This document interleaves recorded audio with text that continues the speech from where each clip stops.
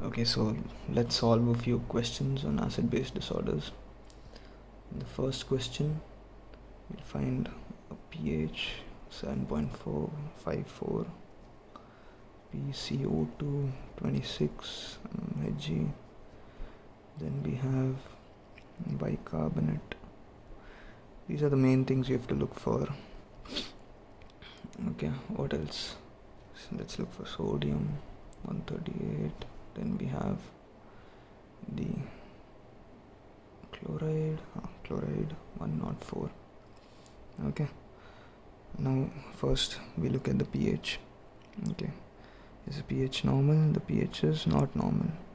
7.35 to 7.45 is a normal, so here it is 7.54, so it's going towards alkalosis. Now next we see PCO2. PCO2 is less, so it is going towards respiratory alkalosis. Yeah, so immediately we found the primary disorder. If this was normal, we'd have to look at bicarbonate, the next step. Okay, so now that we found it here, so this is respiratory alkalosis. You can look at the bicarbonate. Bicarbonate is normal, and there's no other change you have to look after. Okay, next question.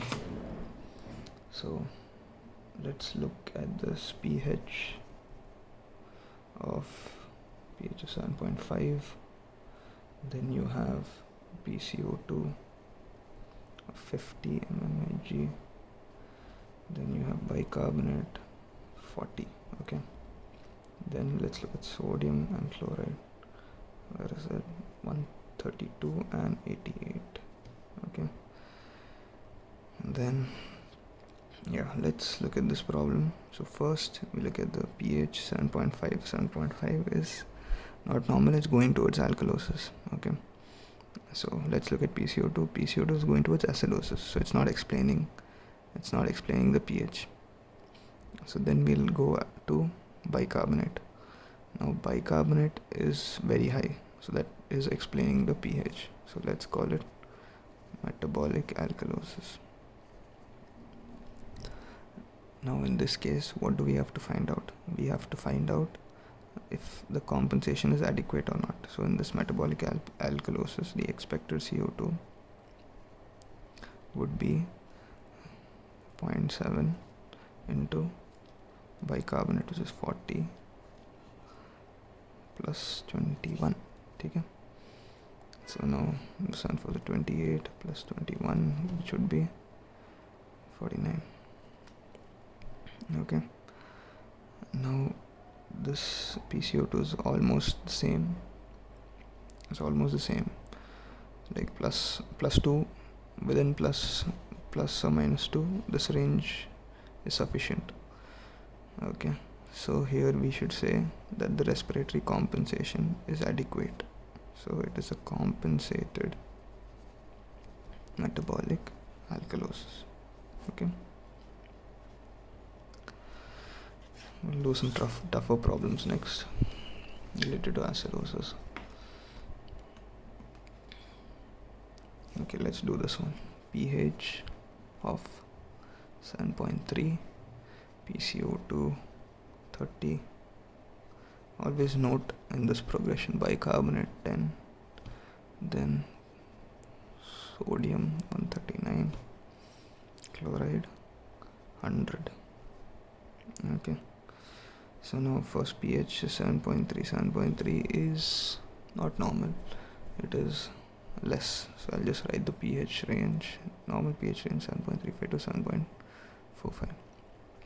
So looking at acidosis, can be explained by PCO2? No. Can be explained by bicarbonate? Yes, bicarbonate. So it is a metabolic acidosis. Next, let's check if this compensation is sufficient. Expected PCO2 would be, in acidosis it is 1.5 into bicarbonate plus 8 plus or minus 2. 1.5 into bicarbonate, which is 10, plus 8 plus or minus 2, that is 15 plus 8 plus or minus 2, 23 plus or minus 2. So we're looking at 21 to 25. Is it following? No, this is still at a higher, the PCO2 is still high. It should have dropped to this range. Okay, so now we should say that this is uncompensated metabolic acidosis. If it's uncompensated, we could also say respiratory acidosis plus metabolic acidosis. Okay. Next, if you want, you can calculate the anion gap. Usually we do. So let's say Na plus minus bicarbonate and chloride. So that would be 139 minus 100 plus 10. So 29. 29 is high because the normal would be 10 to 15 normal. So we have a high anion gap metabolic acidosis now. So let's proceed to a fresh page. Now we have to find the delta gap. Delta gap is equal to delta anion gap by delta bicarbonate. Delta anion gap. So what is the delta anion gap? It is 29 minus normal would be 12. Average 10 to 15, normal is 12. Then bicarbonate normal 24 minus, in this case it is 10. 7, 14. So this one is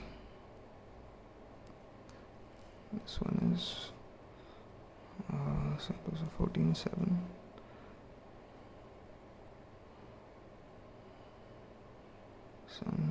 So 28, 2 again, 2.4, so 1.2, it's 1.2 something. So 1.2, this is present between 1 and 1.6. So it is a pure high anion gap metabolic acidosis. If you don't understand this, please go to the previous video. You'll understand why this value pertains to this. Plus we said there was a compensated, so it's a compensated pure ending. Next we'll look at, okay, let's take this, let's look at a tougher problem. Okay, now in this case we're looking at a pH of 7.4, a PCO2 of 25, bicarbonate 15, then we're looking at sodium of 140, chloride 98. Alright, so pH 7.4 normal, but I said as soon as you say it's normal, look at the PCO2 and bicarbonate. PCO2 is very less, bicarbonate is also very less. So according to the PCO2 there is, because it's less, respiratory alkalosis, and there is metabolic acidosis. Now once it's metabolic acidosis, let's check the anion gap. Anion gap is sodium minus bicarbonate plus chloride. Sodium 140, 15 plus 98, 140 minus 103, 113, that is 27. Okay, next we found it is high anion gap metabolic acidosis. Next step would be finding the delta delta gap. Delta delta gap is delta anion gap by delta bicarbonate. Anion gap would be 27 minus normal by normal 24 minus patients. That is 115 by 9. That is 9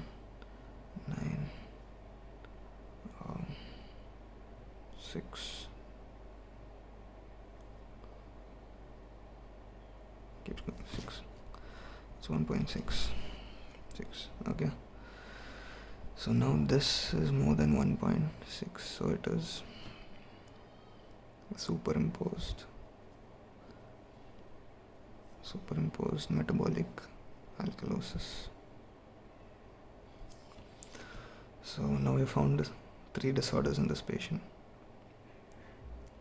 Okay, we found the respiratory alkalosis, metabolic acidosis plus superimposed metabolic. So the diagnosis would be respiratory alkalosis plus high anion gap metabolic acidosis plus metabolic alkalosis. Okay, and this is how problems would come in the entrance examination. I hope I've cleared your doubts regarding acid-base disorders. If you have doubts, please post it in the comments. Thank you.